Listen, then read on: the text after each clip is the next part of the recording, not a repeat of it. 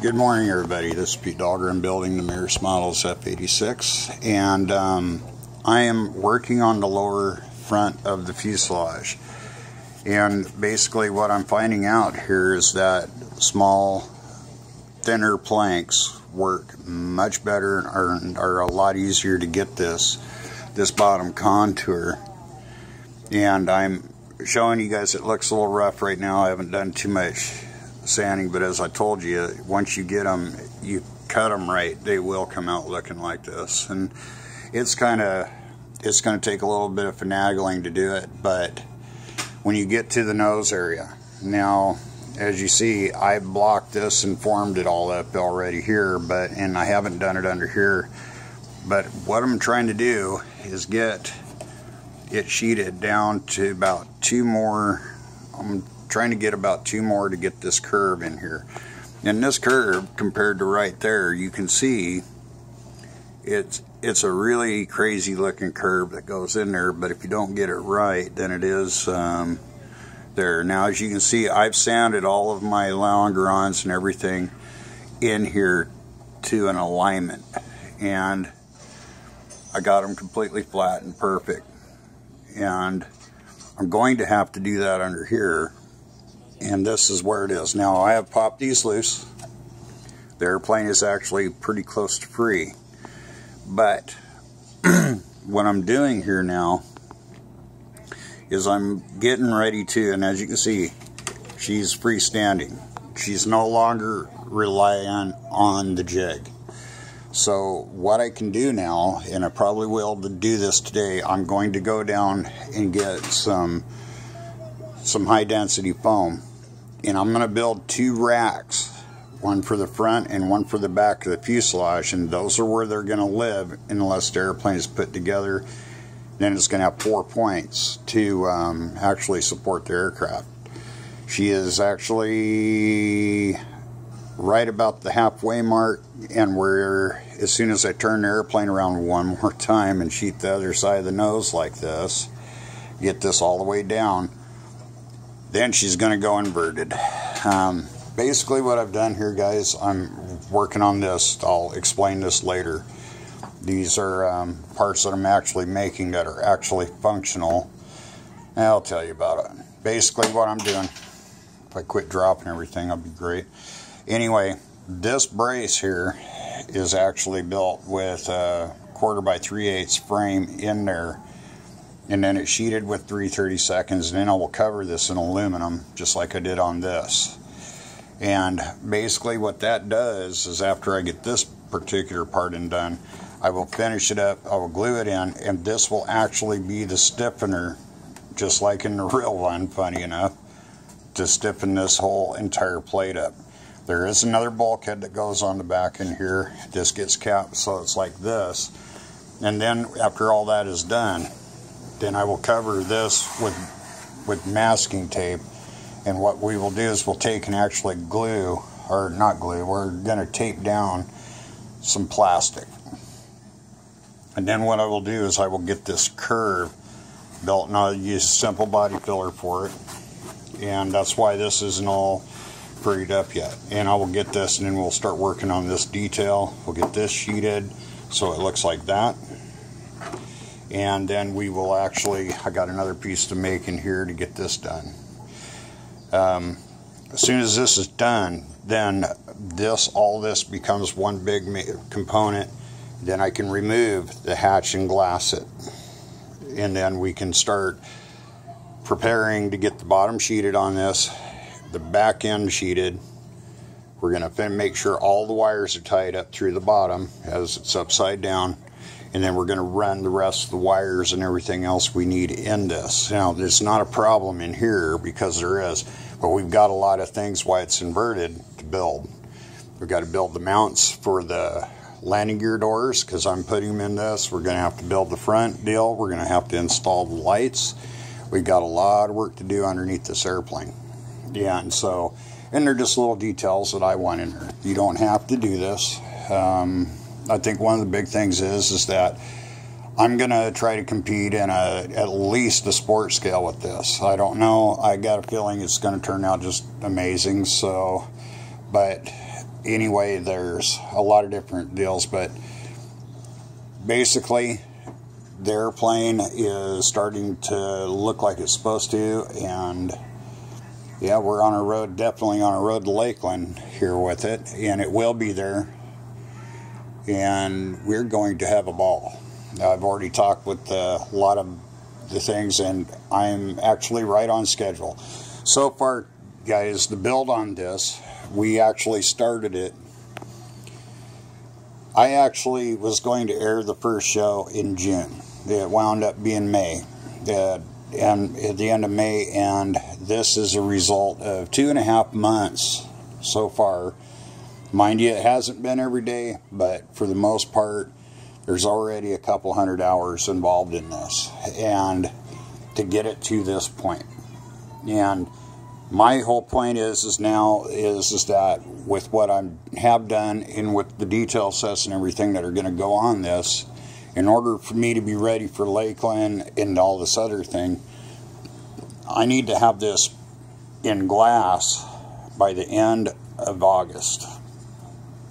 And I think I can do it. And there's some other parts that I'm ordering.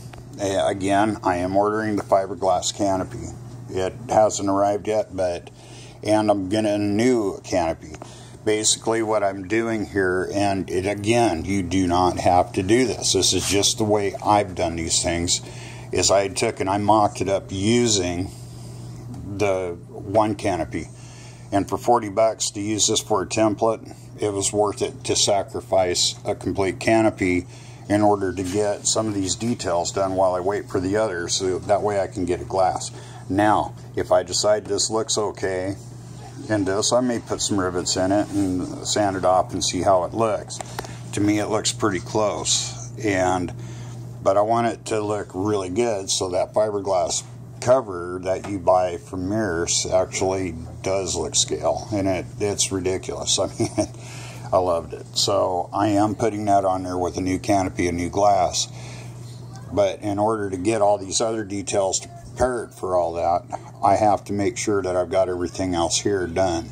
So, and these are all, this is more or less done. So there's a nice solid place to use the two-way tape on it. And I use 3M, the really super thin two-way tape to attach windshields. And I'll show you that. It's actually really cool, and it works extremely well. This is nothing more than just aluminum tape that you use on ductwork, and it works well for a lot of different applications, so I use it. And these need to be sanded very smooth and exact, or you're going to have a lot of bumps in what you're doing. But you can sand this and sand the lines out, and it's a trick that if anybody's worked the flight metal, you know how that's supposed to be, and a lot of you have. So also, I've noticed we've got a lot of new viewers, and I welcome each and every one of you. Don't be afraid to make suggestions. You know, I am not, it's not that I'm this great, wonderful messiah and guru of building, because I definitely am not. I just am sharing my build and the way I do things, and hopefully inspire a few to get out there and do it themselves. So far, guys, the only power tools I've used on this airplane is an electric drill, and it's only to chase holes or put holes in where they need to be. And the only reason I've had to do that is because, well, I'm adding things. Up to date, we have the speed brakes, and they're done on both sides. I've showed a lot, and I'm going to leave a lot of the framing and things up to you on that. I showed you how I set them up. You may decide that you want them to be lower. I opted to put these here like this on this because I did not want to weaken the airframe on the bottom. Turns out it's stronger than it was before. So this is something that is not going to be a serious issue. My actuators will actually be installed right in here, and then I'm going to have to put a channel, so we're not done here.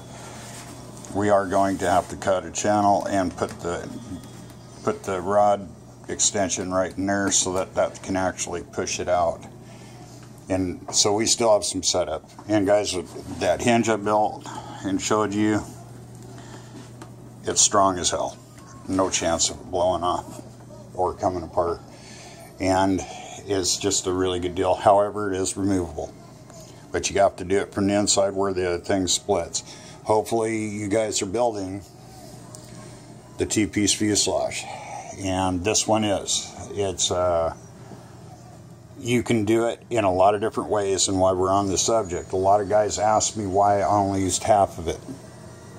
And the reason I didn't is because this stuff is so damn strong anyway. You can do it and double it up. I don't foresee it being an issue, and the reason for it is because this is the frame that you are replacing, okay? And you're using two of these to replace it.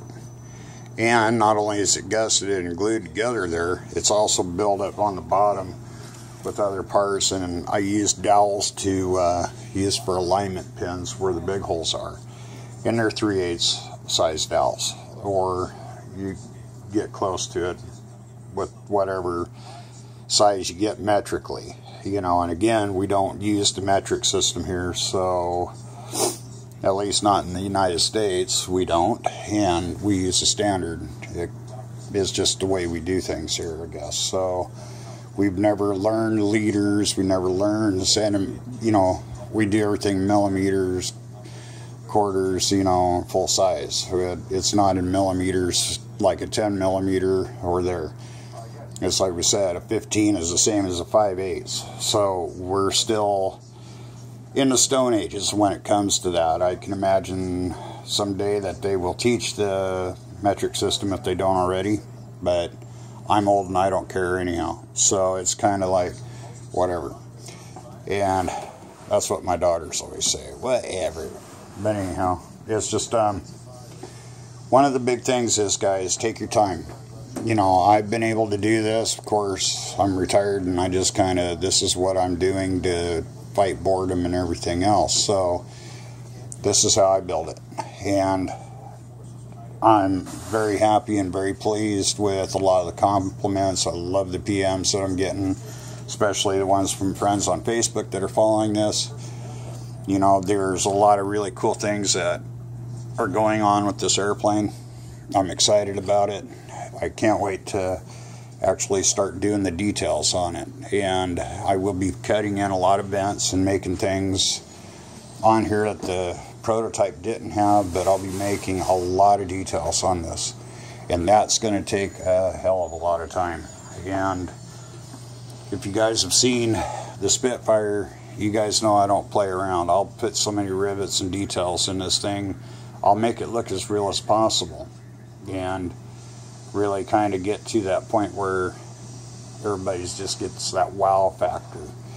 So I will get to a point here where I will actually go and start getting the chart pack tape and stuff like that ordered and get it. You can get it locally, but it's extremely expensive, and they don't carry the gloss, and you don't want the flat. So the flat chart pack tape, just, it sticks and it makes a mess, where the gloss, it actually peels that primer off like nothing. So anyway, I'm starting to get my game face on for a lot more details and little things that are going. It's like I say, while I wait for one piece to dry here, I'll go work on another piece and go in there. Finally got that plugged up in there. There's a lot of little things. Did a little bit of body work here. And this needs a little bit more sanding, but it's tough. And I did this so I could get these lines a little harder. And it's just, this will glass really super nice. And I had a low spot in here that was actually kind of scary, so I just built it. And you can actually see through the stuff, guys. I'm not using a ton of it on here. So when I get ready to get the rest of this stuff done, then I will share with the class. And until then, we'll see you in the funny papers.